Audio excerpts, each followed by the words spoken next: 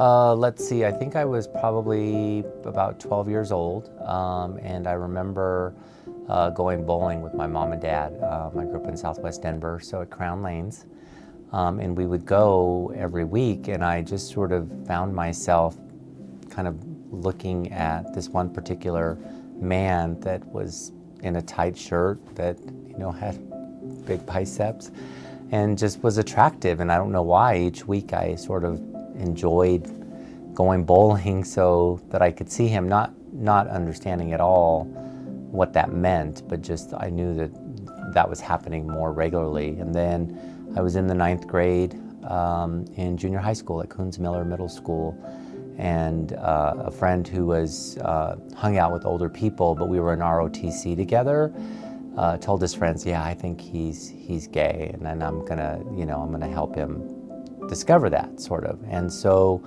he ended up being my best friend, and then he kind of just said, because I think that maybe you might have, I'm sensing these feelings that you might have, and it wasn't towards him, but it was definitely towards the same gender. And I think then in the ninth grade I discovered that's what was happening, and that I was actually gay.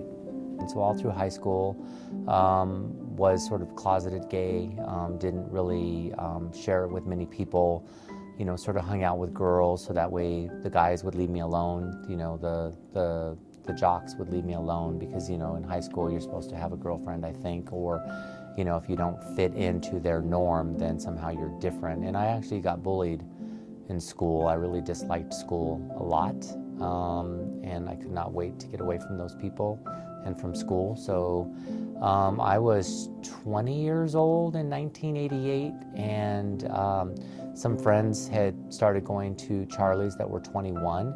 And so, one night we just went, and I was able to get in. So I was actually 20 years old. And Charlie's was actually one of the first gay bars I ever went to. And it was up on East Colfax, the old Charlie's at Colfax and Trenton, where you actually drove 20 minutes to get there. And just kind of discovered people that were like me. The interesting thing was I sort of came into my sexuality during the early stages of the AIDS epidemic.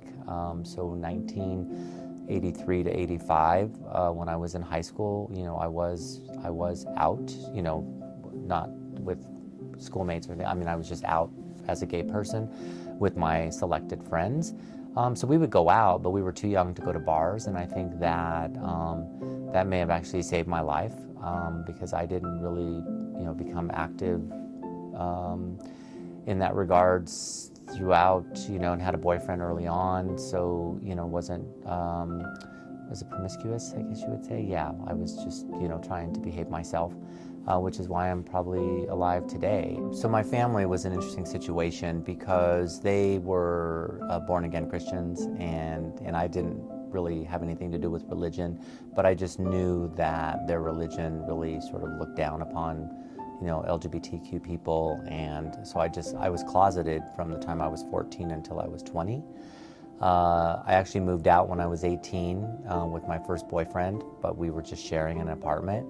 And I don't know if they knew, or I think it was just sort of the Catholic religious background that they had, that they just never thought about it or questioned it. And all through high school I had a pretend girlfriend, so they just really didn't know, who was actually a lesbian, so that worked out great.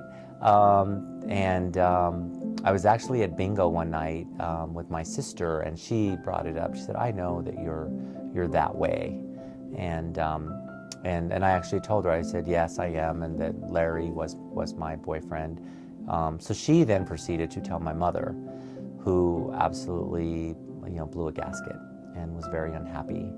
And it took a while for her to come to grips with that, because she just didn't understand. And then it was still probably another 2 or 3 years before we told my father.